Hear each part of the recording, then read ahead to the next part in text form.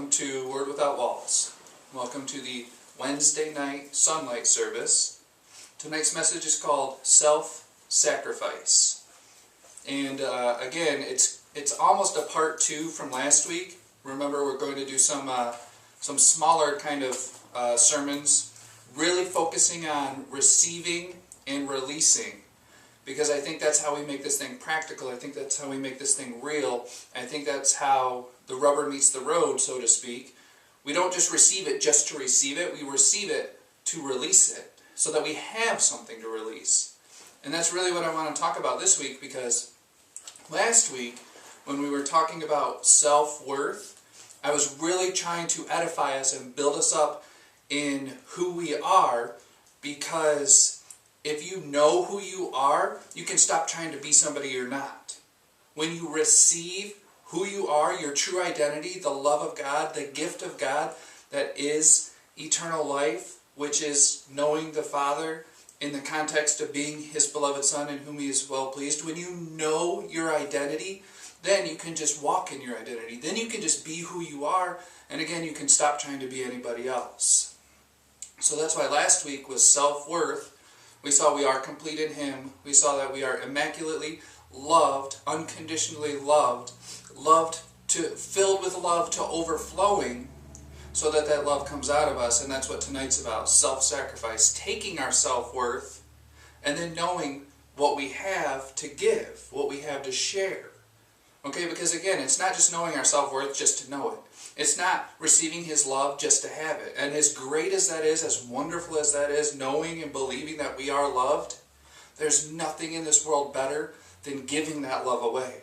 Jesus said it's more blessed to give than to receive. You have to receive first so that you have something to give, but you don't receive just to receive. You receive so that you can release what you've received.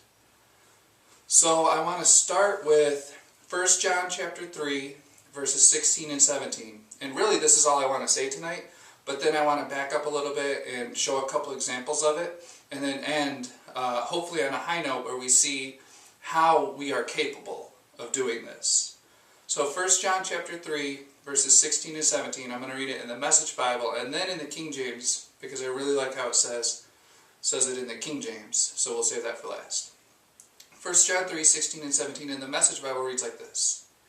This is how we've come to understand and experience love. Understand, really receive, and experience, release. This is how we've come to understand and experience love. Christ sacrificed His life for us. This is why we ought to live sacrificially for our fellow believers and not just be out for ourselves.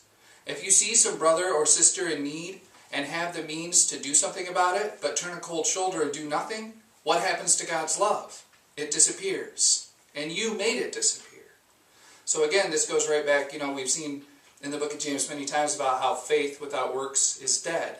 About how if you see a brother who's hungry and you say, all right, be fed, but you don't feed him, then you're not walking by faith. You're not doing anything. You're not helping anything. You're not releasing what you've received. It's not just empty words, but it's charity. It's love in action.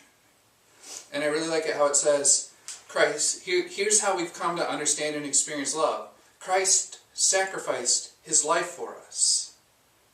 Remember, Jesus said the greatest love a man can have is to lay down his life for his friends. We're going to look at that in a minute, but it's what I always come back to. The greatest love you can have is to sacrifice yourself, to give yourself.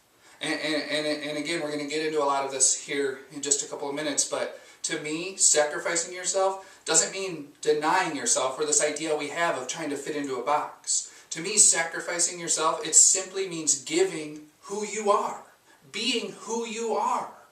The best thing that you can do for yourself or for anybody else is to be who you are, to walk worthy or appropriate of your calling. Not trying to be somebody else, not getting frustrated and frustrating other people, but simply taking those special things that make you, you, and sharing them. And here's what it says in the King James Version. 1 John 3, verses 16 and 17. In the King James it reads like this. Hereby perceive we the love of God, because He laid down His life for us. And we ought to lay down our lives for the brethren. That's basically all I want to say today. He laid his life down for us. We ought to do the same thing. Right? Because as he is, so are we in this world. How he loved is how we should love.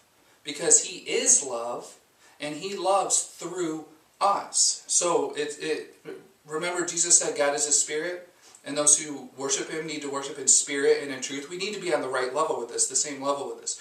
Not a selfish love where you're trying to get something, but a sacrificial love where you're giving something.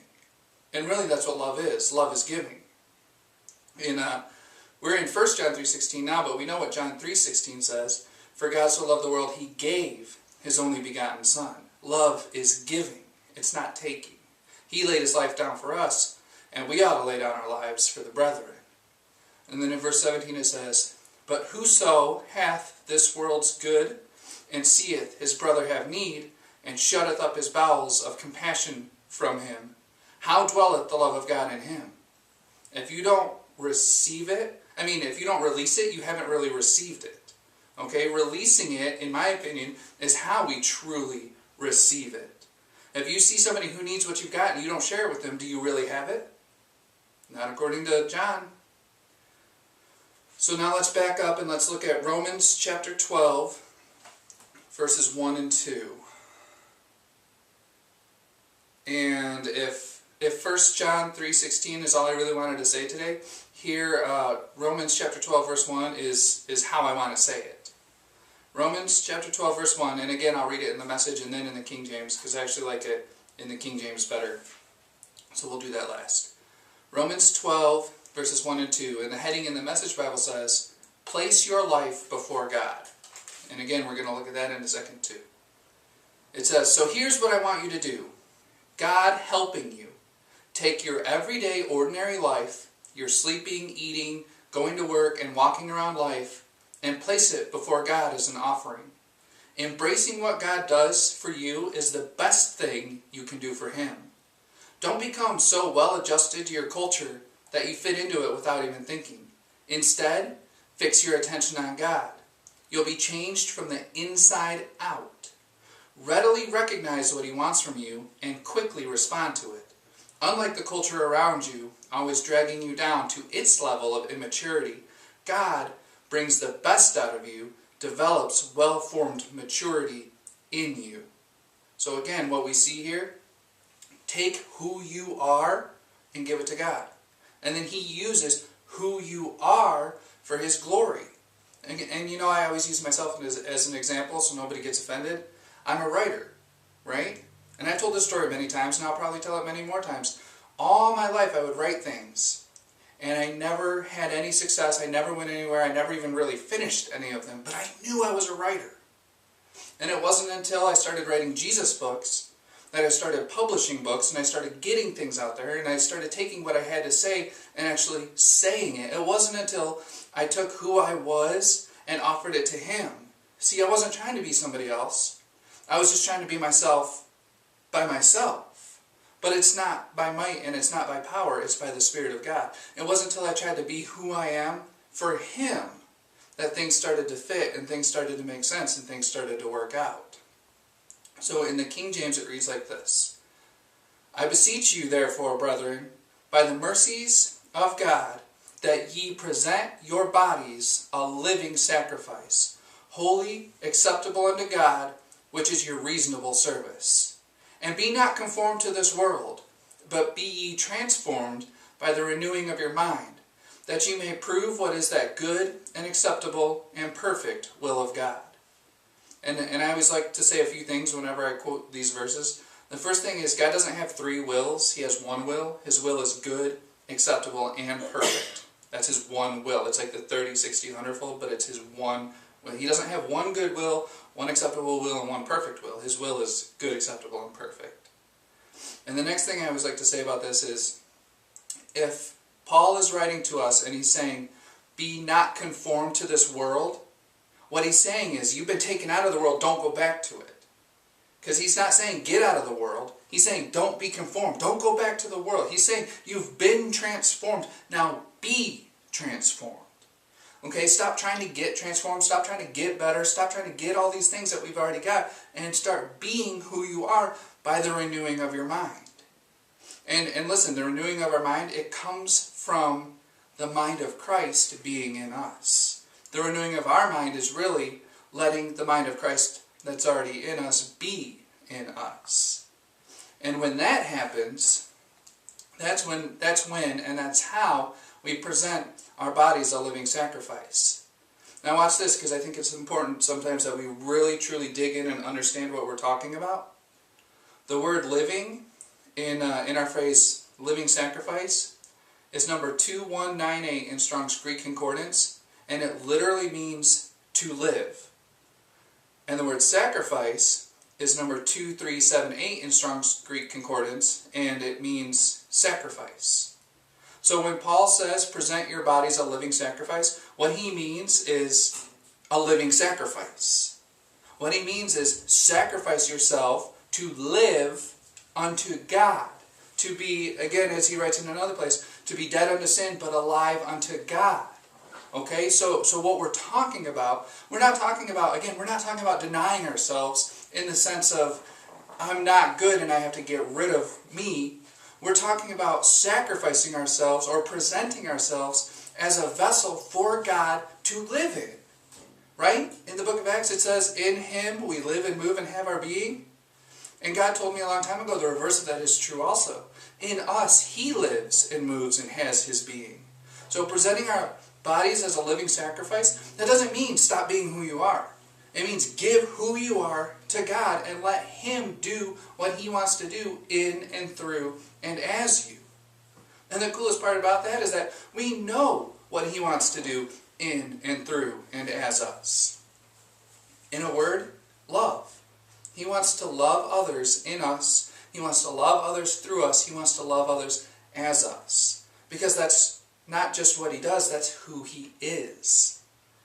And again, if He wants to love someone through me, there's certain ways that I can love certain people. And you might not be able to love those same people in that same way.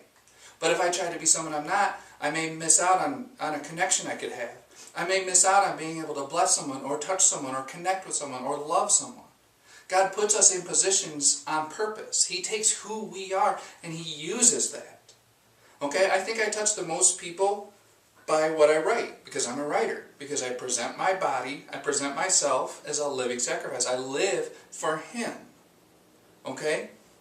And really, I kind of, when I was meditating on this and I was thinking about this, it of course, it brought me back to Abraham and Isaac. And I don't really want to exhaust that whole story. I think we know the story. God told Abraham to sacrifice Isaac, and Abraham said okay, and they went up the mountain. And I really just want to get to Genesis chapter 22, verses 7 and 8. And I think 8 is really where I want to hit tonight. Genesis 22, verses 7 and 8 in the King James reads like this. And Isaac spake unto Abraham his father, and said, My father. And he said, Here am I, my son. And he said, Behold, the fire and the wood, but where is the lamb for a burnt offering? And Abraham said, My son, God will provide Himself a lamb for a burnt offering. So they went, both of them together. When God wanted an offering, He presented Himself as a lamb. He said, listen, He said, Cain, I don't want the fruit of the ground. I don't want what you can produce. He said, Abel, you brought a lamb. That's what I want. He doesn't want Isaac. He wants a lamb. He doesn't want the fruit of our loins. He wants His beloved Son. And that's why Jesus laid His life down, so He could pick it back up. That's why Jesus sacrificed Himself. That's why Jesus gave His life for us and gave His life to us. Because God doesn't want us to be a sacrifice, except a living sacrifice. See the difference? He doesn't want us to sacrifice ourselves and die. Jesus died both for us and as us. He drew us into Himself and He died. And we died. And then He rose again and we rose again. And now we can be that living sacrifice. Now we can present our bodies to Him and say, do what you want to do through me. If you want to love that person, love them through me. I'll love them because you love me. You laid your life down for me, let me lay my life down for them. It's that same love that fills us to overflowing. Now go to John chapter 15. And I feel like I quote this passage a lot.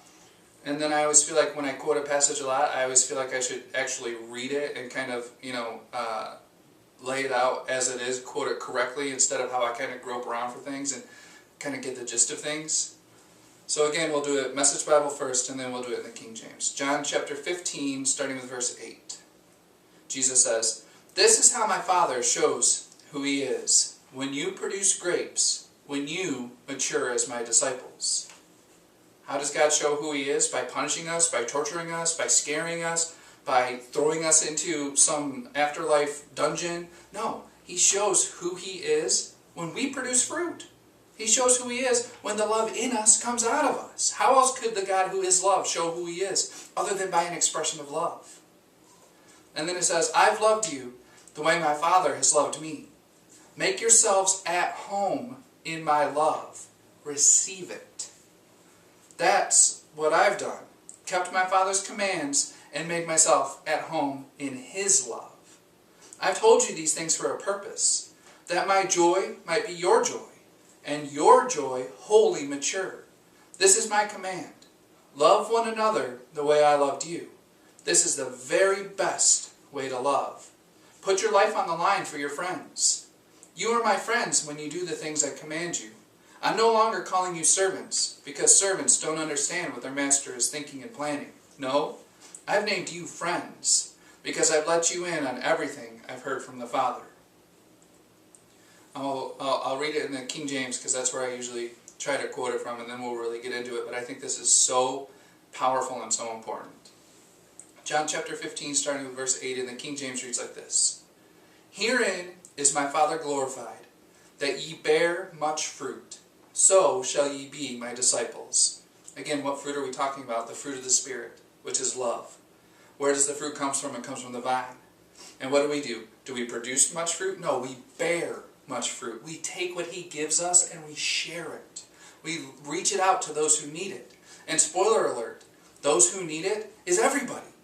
Okay? Everybody you come into contact with needs love. And you are in contact with them and you have love.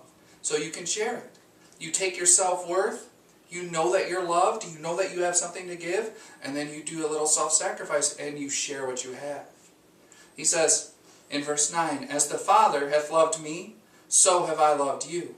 Continue ye in my love. If ye keep my commandments, you shall abide in my love, even as I have kept my Father's commandments and abide in His love. These things have I spoken unto you, that my joy might remain in you, and that your joy might be full." This self-sacrifice we're talking about, it's not supposed to be a hard thing. It's not supposed to be a sad thing. You're not supposed to give up who you are in the sense of stop being who you are. It's supposed to be a happy thing, a joyful thing. I never feel, the most joy that I ever feel is when I'm hanging out with Logan. Other than that, I never feel any more joy than when I'm writing. That's what's in my heart. Okay? And when you let what's in your heart come out, that's where the joy comes from. That's when the joy, that's when your joy is full. Or again, in the Message Bible it says, that's when your joy wholly matures. Okay? That's when sacrificing doesn't even feel like a sacrifice.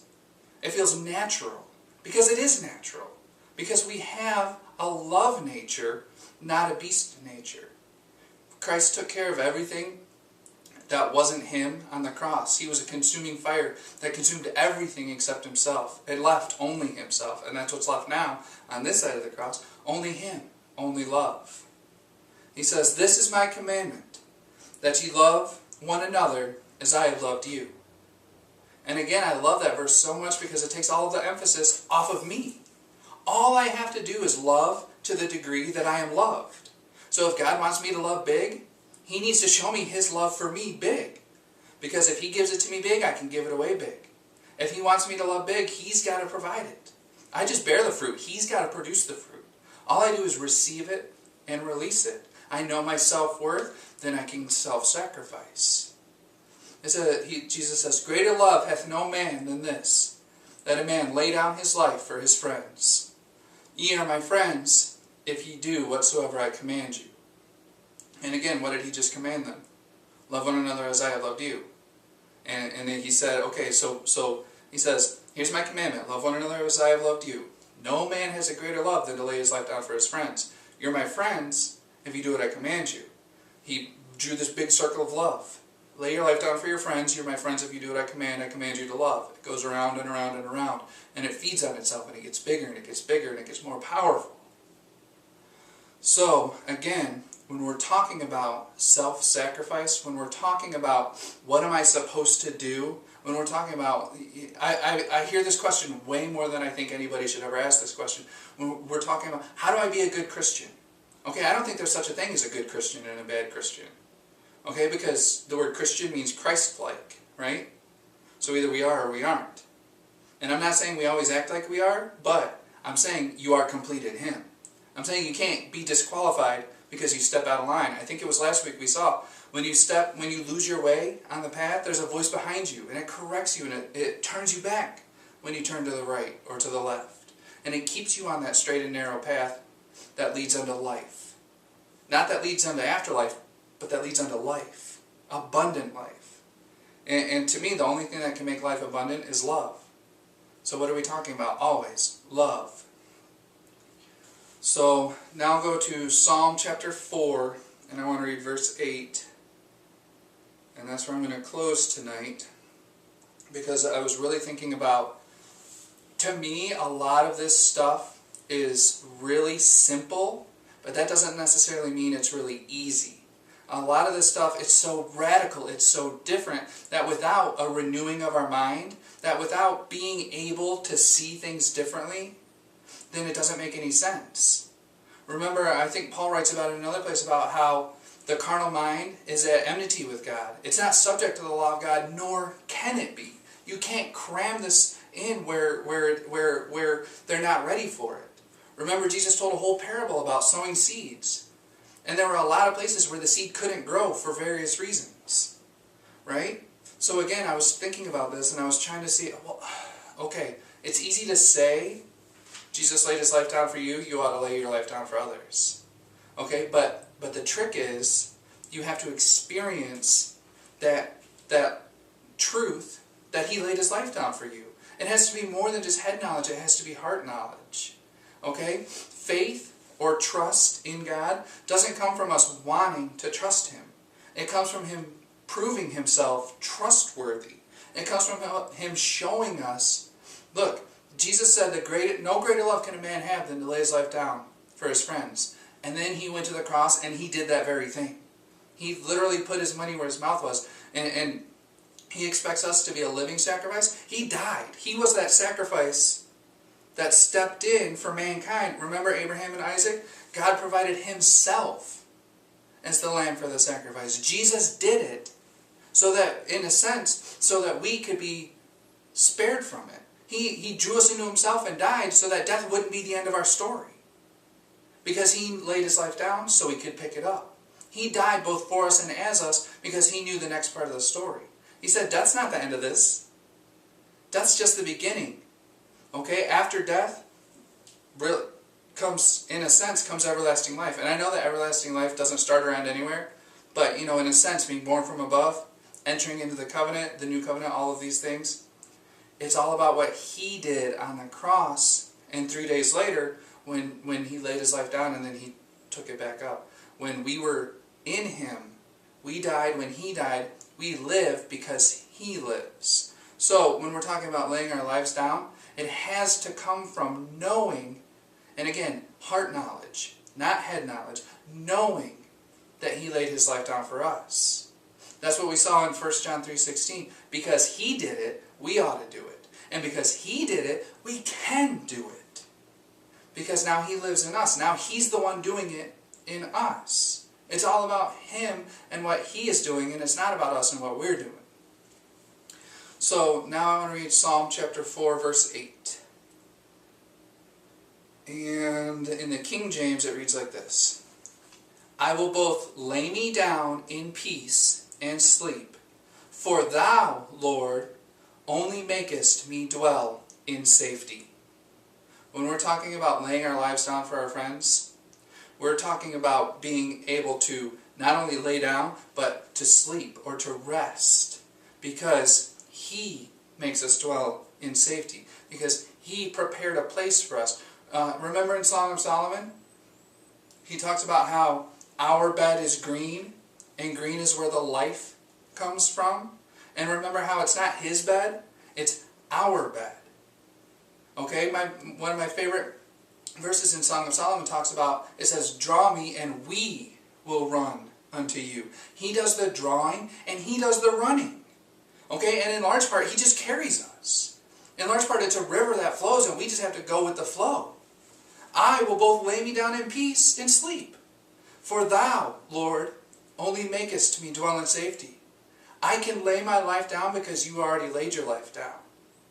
I can sacrifice myself. I can present my body as a living sacrifice. I can let You do what You want to do through me because I trust You.